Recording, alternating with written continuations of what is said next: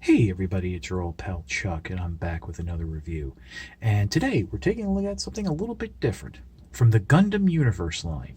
This is the RX-78-02, otherwise known as the Grandpa Gundam. This is the first Gundam mobile suit from the original Gundam anime series and movie line from the late 70s into the early 80s. This is the face of the franchise. This is the kit that everybody has multiples of. This is the guy.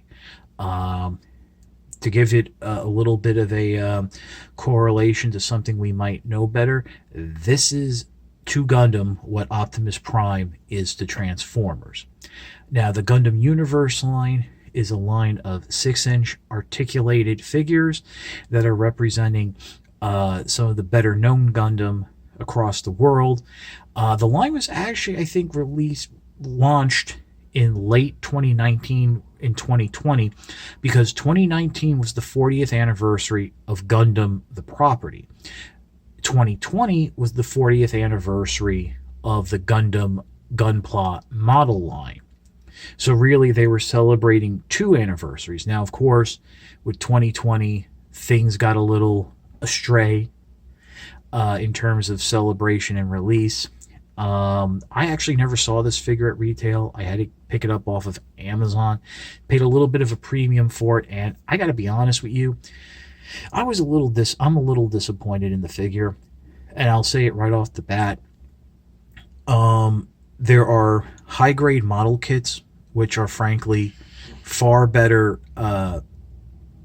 do the job far better as an articulated action figure than this guy. So let me strip it down, show you the accessories, and we'll go on from there. Okay, so here's the figure and what it comes with. I should also mention that it comes with the two beam sabers that I've left attached to the backpack. Starting off, it comes with two fisted hands that are on the figure when it's in its packaging.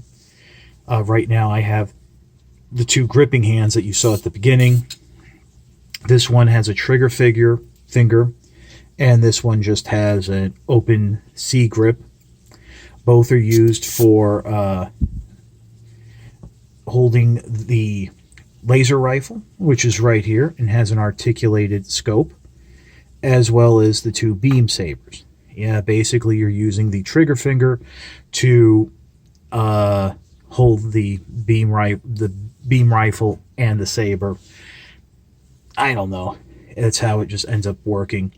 Right here you have the shield. Now the shield comes in two pieces with this little grip piece coming separate, but it's like a ball joint so you can rotate around.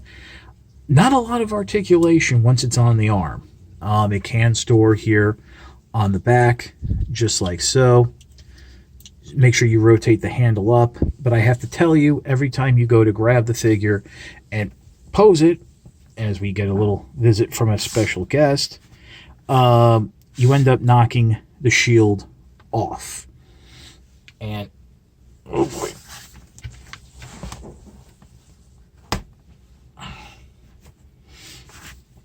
And it just, of course it's not going to do it now, but it does happen. So there is that. And we do come down to the two beam effects. Now what's nice is these can be used in the beam saber, as well as the beam rifle. And that's actually something that some of the different Gundam kits can or cannot do. It depends on how they're designed. But you do have that blast effect right there. Looks a little awkward. Would have had like a little muzzle flash effect, but it is there. Moving all this off to the side is I really want to talk about now the articulation. And this is where I think the figure really suffers and fails. First of all, the head is on a ball joint. You do get some expression out of it, but you don't nearly get the range of articulation as you would even from a high-grade kit. In terms of the arms, that's about as far out as it can go. It can rotate at the bicep, and you do only have a single jointed elbow. The basic $7 entry grade kit has double jointed elbows and far more articulation than this. Ball joint at the wrist, but not much you can really do with it. The waist, you do have rotation, but it's very limited, and you do have limited side-to-side movement. And as we move down to the waist and below, I want to point out one of my bigger issues with this figure, and that's just the overall proportions. I don't know why it has the giant legs and the giant feet. I haven't seen all of the original Gundam anime. Maybe this is how it looked in the cartoon, but for every high grade and master grade version of the RX-78-02 that I have, these proportions are completely off. It does have a posable front skirt to raise up so you can move the leg, but that's about as far as it's going to go. You do have double jointed knees, but again, that's about all in terms of the articulation there. You have some swivel up there, and you do have some very nice ankle pivot, but it's not going to give you a lot more than due to the limitations of the legs. I don't know what Bandai is doing with the articulation here. The only thing I can assume is that they are limiting the articulation on these Gundam Universe figures to preserve the integrity and sales of their high grade and master grade kits. I think high grade would be a bit more comparable to this size than, say, master grade. And a high grade kit, even the entry grade RX-78-02, which you can find at Targets for like under $10, is far more articulated and posable than this. And I would say it's just as sturdy. The only thing this has going for it is, yes, there is a little bit more tactile heft to this figure than, say, the standard high grade or entry grade kit. So we'll pause, and I'll come back with my final thoughts. This is the best pose I can get the figure in. It's not wonderful. I mean, if you go to my Instagram, there are pictures of the Gundam kits I've built, and I can get like better slashing, better defensive poses.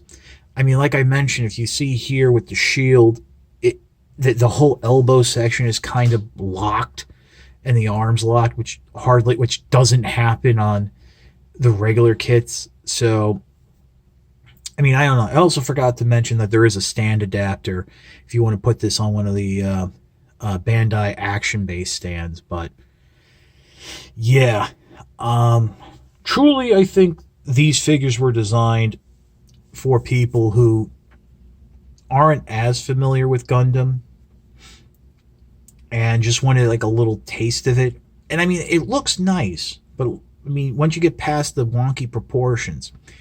But if you're expecting like something a bit more playable than a model kit in terms of articulation, you're just not going to get it. I mean, I think there's even like the mobile suit and action figures or something like that. Those have way more articulation than this.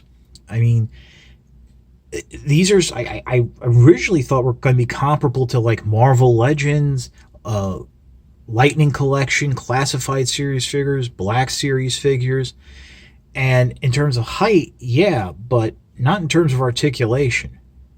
So, of course, I mean, you do have that whole thing where you can have, you know, Red Optimus Prime standing with the RX-78-02, and I guess that'll look cool, but that's about it.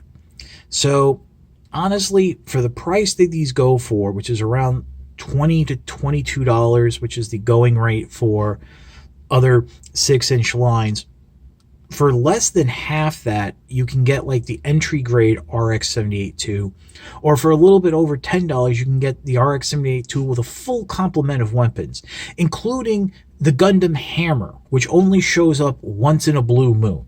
It's a giant metal ball hooked to a ship's anchor and chain. I mean, it's made out of plastic, but that's what it is. I mean, it's a freaking robot mace.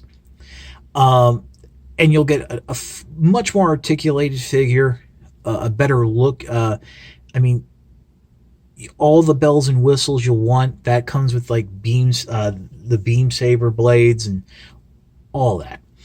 So I think that's the better value. Now, to be honest, the only other one of these the Gundam Universe figures I have my eye on is the 00 Exia, just because I like the Exia from 00. But I think other than that, I'm going to be done with this line. So that's about it for the review. If you like this review, please consider liking, commenting, and subscribing. While I will always appreciate the views, the likes, comments, and subscriptions help to communicate to YouTube through their algorithms that my channel should be exalted and held upon high. If you want to make the ultimate sign of support, please consider joining my Patreon. It's www.patreon.com/chuckdog1999. Card here in the description, card here in the corner, link in the description to below. All I ask for is $1 a month or $12 a year. You've got a little extra Christmas money laying around, perfect way for it to go. No thrills, no tears, no special rewards. You're not going to get long end screens with a list of names or special shout-outs.